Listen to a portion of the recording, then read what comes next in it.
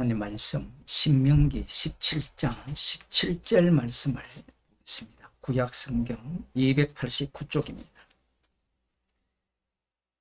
아내를 많이 두어서 그 마음이 미혹되게 말 것이며 은금을 자기를 위하여 많이 쌓지 말 것이니라.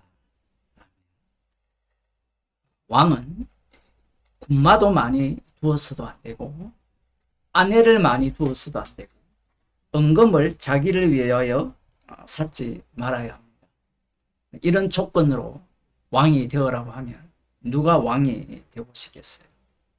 어느 누구도 왕이 되기를 원치 않을 겁니다. 지금 말씀하시는 것은 율법입니다. 율법이라는 것은 인간들이 지킬 수 있는 법이 아니에요.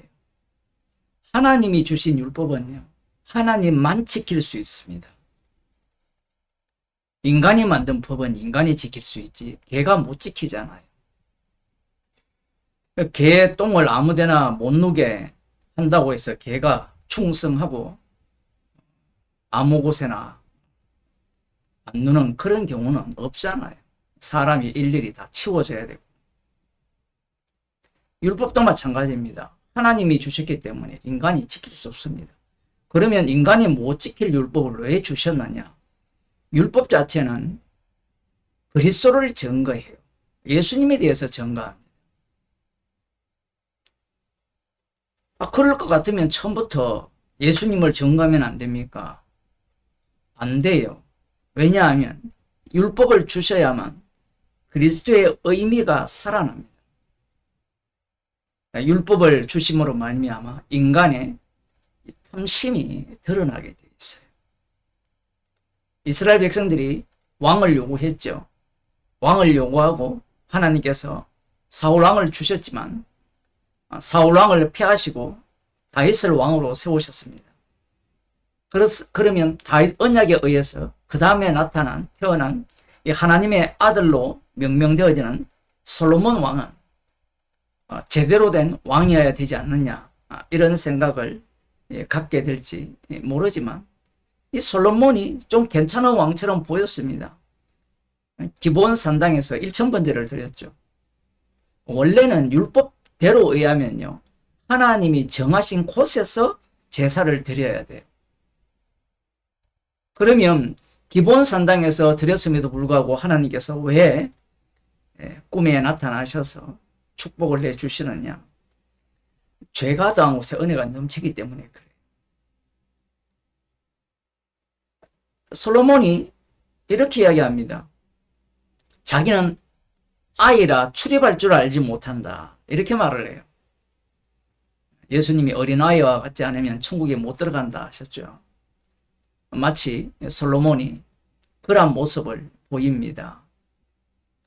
그래서 자신은 이스라엘 백성들을 선악간에 분별할 지혜를 달라, 이렇게 하나님께 기도를 하죠.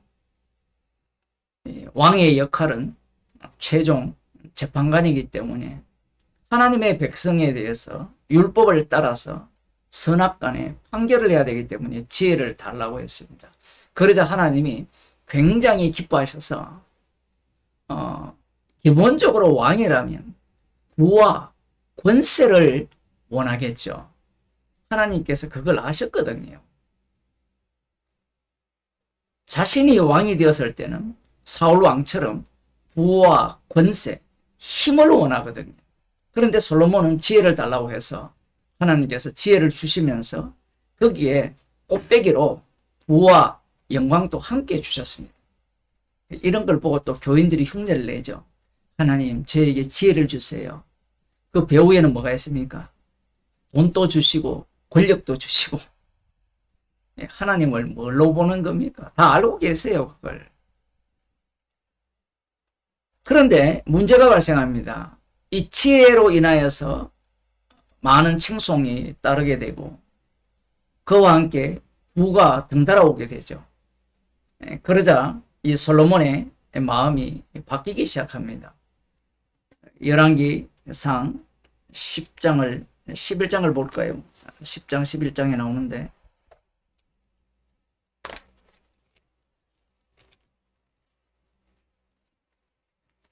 10장 26절에 보면 솔로몬이 병거와 마병을 모으며 병거가 1,400이요 마병이 12,000이라 병거성에도 두고 예루살렘 왕에게도 두었으며 왕이 예루살렘에서 은을 돌같이 흔하게 하고 백향목을 평지의 뽕나무같이 많게 하였더라.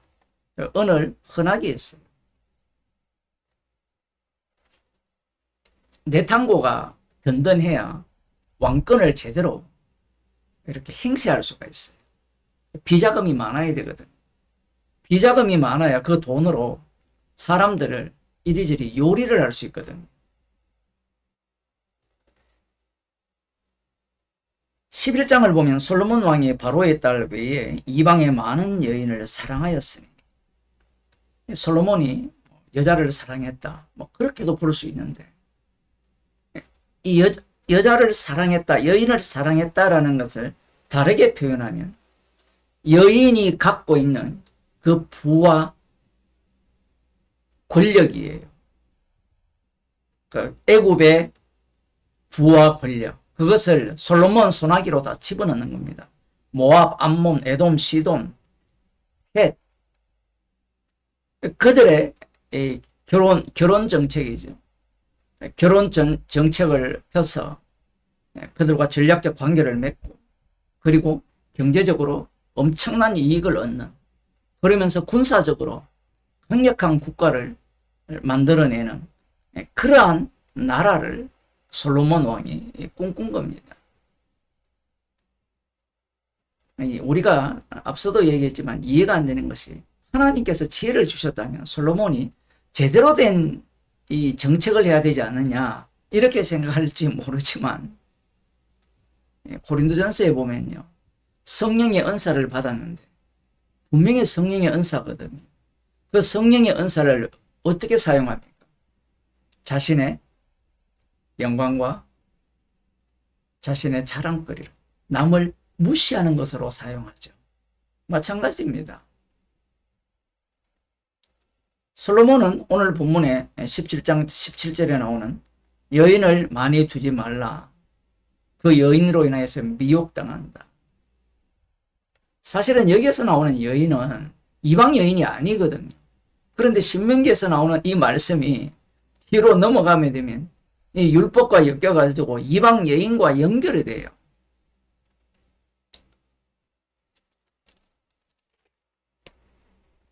사절에 보면 솔로몬의 나이 늙을 때에 왕비들이 그 마음을 돌이켜 다른 신들을 쫓게 하였으므로 왕의 마음이 그 부친 다윗의 마음과 같지 아니하여 그 하나님 여호와 앞에 온전치 못하였으니 이는 시돈 사람의 여신 아스다롯을 쫓고 암몬 사람의 가증한 밀곰을 쫓음이라.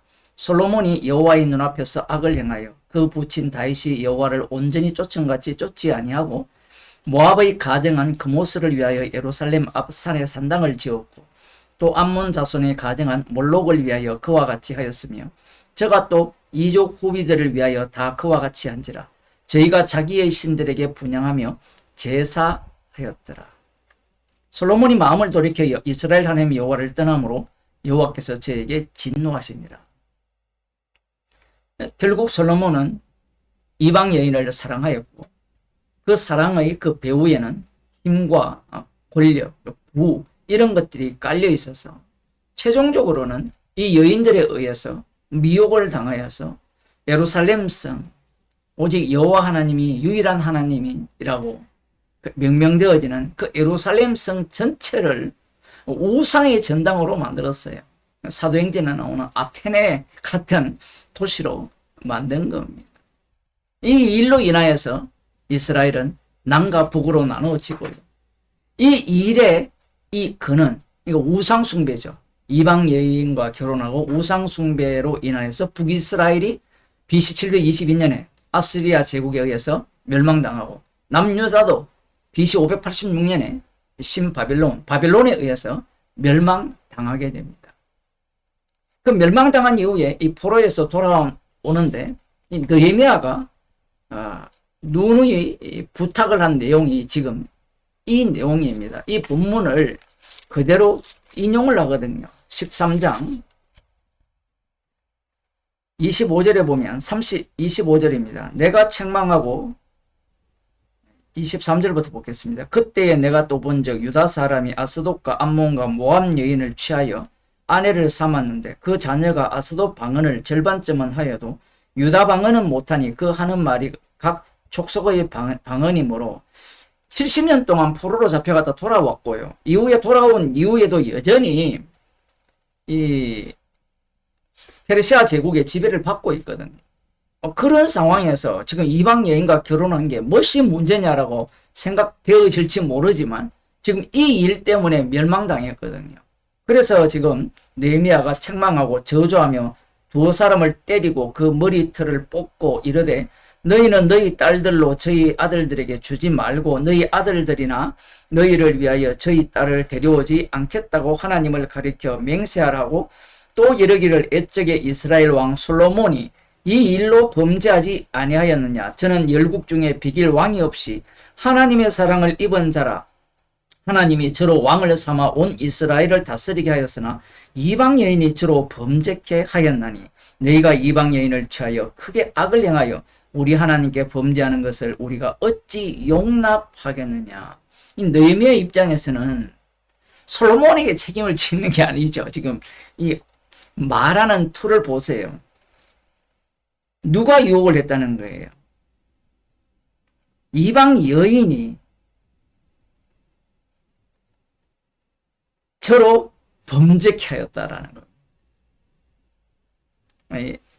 이 느헤미야는 하나님이 세우신 총독이잖아요. 그러면 우리 같은 경우에는 느헤미야의 말은 무조건 옳다라고 생각하는데 그런 게 아니에요. 이 선지자의 말도 옳지만 그 옳음이 예수님 앞에서는 부정당합니다. 이 이방 여인이 이 범죄케 한 게 아니라 우상을 섬기도록 유도한 게 아니라 본심이에요. 솔로몬의 본심. 그래서 율법에서 왕은 많은 여인을 아내로 두지 말라고 명하신 겁니다. 이러한 내용을 누가 다 알고 있는가 하면 예수님 당시에 남은 자 유대인들이 이걸 다 알고 있어요. 이 일 이후에 이 중간기 이 다니엘이 예언한 이 헬라 마케도니아 그리고 로마 제국이 이어지거든요. 예수님 때가 로마 제국 시절인데 그때 이들은 어떻게 살았느냐라고 하면요. 이 말씀을 기억하여서 나름대로 조상들과 달리 이방 여인과는 결혼하지 않고 나름대로 깨끗하게 산 거예요. 자, 그러면서 이 시대는 왕이 없었습니다. 아직. 물론 예수님이 태어날 때는 헤롯 대왕이었지만 그 이후에는 유대 땅은 총독이거든요. 본디오 빌라도가 총독을 맡고 있었는데 그들이 하나님 나라를 기다리고 있었던 겁니다. 메시아 왕국을 기다리고 있었던 거예요. 자, 여기에서 엄청난 반전이 일어나는데 천국이 이루어지기를 소망하면서 자신들은 그 천국 백성이 될 것이라고 확정을 한 상태에서 왕은 어떤 왕이어야 되느냐라는 거예요. 어떤 왕이 천국에 하나님 나라에 주가 되고 왕이 되어야 되느냐라고 할 때는 어떤 왕일까요? 간단합니다. 나를 행복하게 해주고 영생을 주고 그 다음 또 뭘 해야 될까요? 잘 먹고 잘 살게 해야 돼요. 또한 어떤 일을 행해야 되죠? 베드로가 칼을 뽑았잖아요. 칼을 뽑았다라는 것은 그 칼의 의미는 무엇과 연관이 되어 있는가 하면 메시아 왕국에 대한 하나님의 다윗 언약에 대한 성취와 연관이 되어 있어요. 그러니까 로마 제국을 박살내는 그들을 진멸하는 그러한 강력한 힘을 소유한 왕을 기다린 거예요. 쉽게 말하면 지금 신명기 17장에서 왕이 하지 말라는 거 있잖아요. 군병을 많이 두지 말고 아내를 많이 두지 말고 왕의 그 내탕고에 자기를 위하여 금을 많이 두지 말라는 이 말씀과 정반대의 왕을 기다렸던 겁니다. 예수님이 메시아잖아요. 그런데 십자가 진다고 하니까 사람들이 어떤 생각을 갖습니까? 십자가 지는 왕을 원해요, 원하지 않아요? 원하지 않죠. 예수님이 십자가 질 때 모두가 다 조롱을 냈잖아요. 네가 하나님의 아들이면 너도 구원하고 내려와서 우리도 구원하라는 게, 그게 메시아를 기다렸던 남은 자 유대인들의 태도이고요. 뭐 주변에 본디오 빌라도도 마찬가지죠. 그러한 태도를 갖고 메시아를 기다렸던 거예요. 그런데 진짜 왕은 어떤 왕이냐? 이 율법의 성취예요. 예수님에게는 아내를 많이 갔습니까? 안 갔습니까? 이게 진짜 어려운 문제인데. 교회가 그리스도의 신부거든요. 그런데 그리스도의 신부가 단수이면서도 복수죠. 집단이잖아요. 이 마귀가 다 흉내내는 거예요. 그러면 구약에서 율법대로 말씀하신 이 왕이 아내를 많이 갖는 목적이 뭐예요? 미혹이 되어서, 미혹이 되는 목적은 힘을 더 갖고자 하는 거잖아요. 근데 예수 그리스도의 신부는 숫자가 적지는 않습니다. 물론 좁은 길을 들어가는 자가 많지 않다라고 말씀을 하셨지만, 그들이 3,000명이 되든 5,000명이 되든 14만 4,000명이 되든 그들의 공통점은 요한계시록에 보면 모두가 다 예수님처럼 힘없이 이 땅에서 제거당해요. 정반대죠. 그리고 이 예수님은 왕으로서 자기를 위하여서 금을 많이 챙겼습니까? 안 챙겼습니까? 하나도 안 챙겼어요. 군마를 많이 둡니까? 안 둬요. 이것이, 여기에 대해서 열받은 자들이 누구냐면요, 로마 제국입니다. 로마 가톨릭이에요. 그런 십자가 진 예수는 꺼져. 그러면서 십자가를 이용하여서 뭘 만들어냅니까? 유대인이 기다렸던 천국, 메시아 왕국을 만든 거예요. 그 메시아 왕국에 대한 희망을 누가 끝까지 이어가느냐 하면 종교개혁자들이 이어가고요. 오늘날 예수 믿는 자들이 이어가는 겁니다. 예수님처럼 이 땅에서 복음을 전하다가, 사도들처럼 이 땅에서 복음을 전하다가 안개처럼 사라지기를 원하는 게 아니에요. 예수님이 우리의 주가 되고 왕이 된다면 왕다움을 이 땅에서 펼쳐내려고 하는 거예요. 예수님의 왕다움은 십자가에 못 박혀 죽으십니다. 그 십자가의 피능력이 작동하는 몸이 성도의 몸이고요. 그러한 자들은 이 땅에서 주님이 걸어가신 그 길로 내몰리게 되어 있습니다. 기도하겠습니다. 하나님 아버지, 율법이 예수 그리스도를 증거한다고 말씀하신 것처럼 인간의 죄악이 고스란히 들통나면서 그리스도의 영을 받지 못한 자들은 결국은 육신으로 난 자들인 유대인들의 해석을 하면서 이 땅에서의 강력한 힘을 소유한 많은 부를 가진 그러한 왕을 요구함을 말씀을 통하여 들려주심을 감사드립니다. 십자가에 못 박혀 죽으신 예수님이 주가 되시기에 우리를 늘 긍휼히 여기사 주님만을 증거하며 자랑하는 주의 백성이 되게 하여 주옵소서. 예수님 이름으로 기도드립니다.